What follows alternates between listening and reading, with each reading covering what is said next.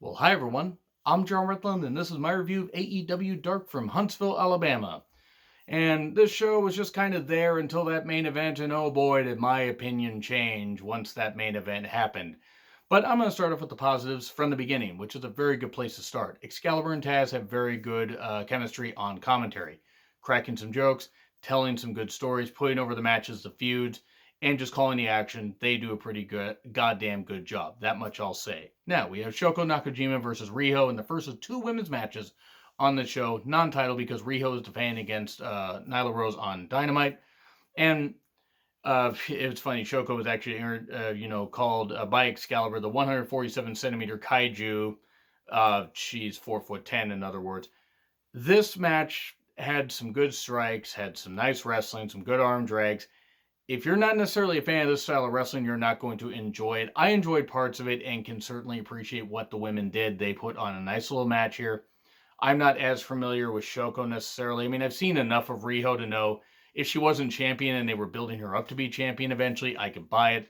But they kind of torpedoed her a little bit. Though I will admit she is over, and she was over with the crowd. And they had a nice little match here. We had a nice crossbody for two.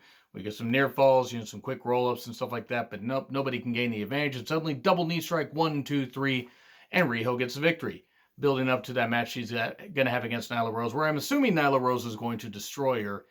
At least at this point, I kind of hope it happens because we kind of need a change with the championship, but we'll see what happens. Not a bad match. And then we get Jimmy Havoc versus Sonny Kiss. One of the most unique matches that AEW could do. And, because Jimmy Havoc, a lot of people forget that he's actually a pretty good mat wrestler. I've seen him live a couple times. He actually can work. He just doesn't do the deathmatch stuff. Taz tried to call Sonny a yoga instructor and called him a yoga instructor or a yogurt instructor. I'm not really sure. Taz's grasp of the English language is a little bit confusing to me.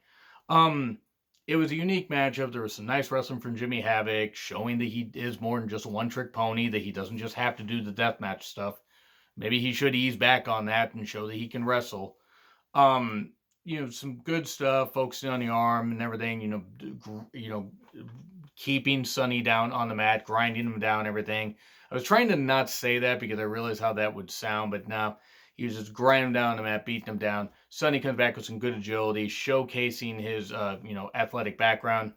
Hitting some nice chops outside, but then tries to go for a chop, hits the ring post. People got to stop doing that. I see it at indie shows and I see it at so many other shows. Stop trying to chop somebody who's right on the ring post. It never works for you. So Jimmy then targets the hand, targets the elbow, setting up for an arm breaker later. Sonny does comes back, hit a nice axe kick in the corner for two, and almost gets victory. Tries for that Matrix-like bridge, but hurts his elbow.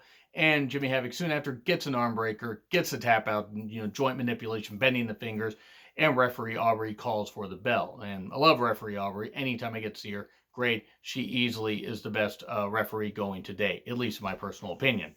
At least in the U.S. I mean, you could argue Red Shoes in New Japan, but I'd say Aubrey's at least top two. Maybe her and Red Shoes are 1 and 1A. This match, it was fine. It was decent. At least it was a unique matchup, and there wasn't weapon usage. It was actually based on wrestling. That was kind of nice to see. And then suddenly Luther, the Japanese deathmatch legend, as Excalibur said, it was one of the worst calls I've ever heard in wrestling. At least on commentary. He does this promo, and I don't know who the fuck this guy is. I don't care who the fuck Luther is. And again, he could be somebody that has a name. He's a Japanese deathmatch wrestling legend. And I personally don't care about deathmatch wrestling. I think deathmatch wrestling is bullshit.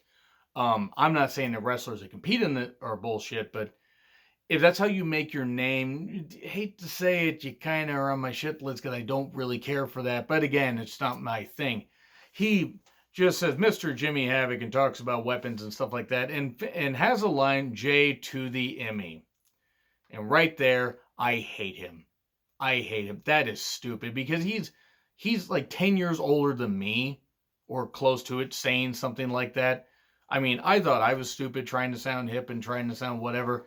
My God, that is one of the dumbest lines I have heard uttered by a wrestler on a wrestling program in a number of years. And I've watched a ton of WWE programming where they script the fuck out of people. Maybe scripting people isn't a bad thing if you're going to get lines like J to the Emmy. I'm going to have a couple brain cells devoted to that line for a while. Fucking hell. And then things got weird, as opposed to that line that I mentioned before. Cassandra Golden versus Hikaru Shida. I like Hikaru Shida. I'm not familiar with Cassandra Golden. She's green. You can tell. She has some power. She has some size. She will grow into that and get more comfortable wrestling in front of crowds like this. This match didn't work for me. Now, she hit some decent moves. She wasn't bad. But you could tell she was a bit Star Trek, and I don't blame her. I would be too if I was in her case, if I was in her shoes, wrestling in front of a crowd that big, if I hadn't wrestled in front of that many people, and if I was starting out in my career and was only a couple years in. Shida clearly did carry her here. Cassandra hit some nice moves, but Shida was clearly the one leading this. And, Golden did hit a nice Vader bomb at one point. Shida does come back with some strikes, a nice Falcon Arrow, and then the knee strike for the face, 1, 2, 3. So that's the end of that. And then, fucking hell, the Dark Order with their creepers, Silver and Reynolds, versus Jungle Boy and Marco Stunt. I don't know why Luchasaurus wasn't there. I don't know why he wasn't at ringside. I have no goddamn idea. Because you had a couple of the creepers there at ringside, but no, you're going to get this is what you're going to get. You're going to get this match. The instant the bell rang, I lost fucking interest. I like Jungle Boy. I think he's got a bright future. I don't care about Marco Stunt. I don't like seeing him in the ring. I find it embarrassing to watch him in the ring. The Dark Order is one of the worst gimmicks I have seen in the last 10 goddamn years in wrestling. This is subjectively, I was going to say objectively, this is subjectively horrible. Fucking horrible. It's a terrible goddamn gimmick.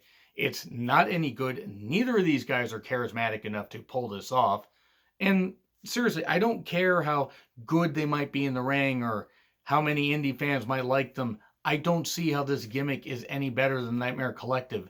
They at least got rid of the Nightmare Collective gimmick. Why aren't they getting rid of the Dark Order? Oh, they're trying this thing and some people like it. Well, good for them. Good for them. I don't fucking get it. If you like the Dark Order, fine, cool, whatever. I'm not going to fault you. I just don't fucking get it. So I feel bad for Jungle Boy here. I feel bad. I would say I feel bad for the Dark Order selling for Marco Stunt, but they're on equal footing of bullshit buried in a pile of shit. Jungle Boy did some good shit. Did a nice dive. Marco got pinned after the fatality. Okay, at least Marco Stunt took the pin. This match was shit. Then again, it involves Marco Stunt and the Dark Order, so what do you expect?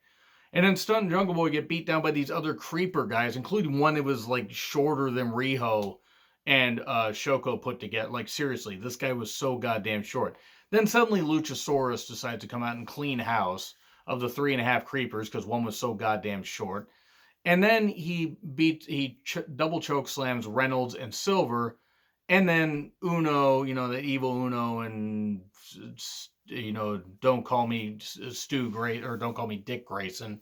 Stu Grayson, I get confused because I don't really commit the names to memory. And they beat him down. And then suddenly SCU comes down. So at least they're doing continuity with this thing. Please don't have Christopher Daniels be the leader of the Dark Order.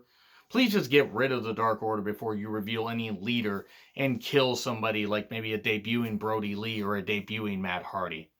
Please don't do that. Don't do it. Don't continue with this gimmick.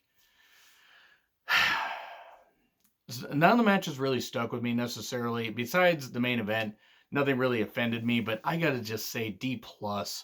D+. I'm sorry. Just, the first 2 matches were okay. They weren't great. But then, that Hikaru Shida match, it wasn't all that good. And then the tag match, I don't care about this. It wasn't good. D+. If I forget to put a poll up there, let me know what you guys think in the comments. Like, share, subscribe. Twitter handle in the description. I'm John Ritlin. I'll see you soon.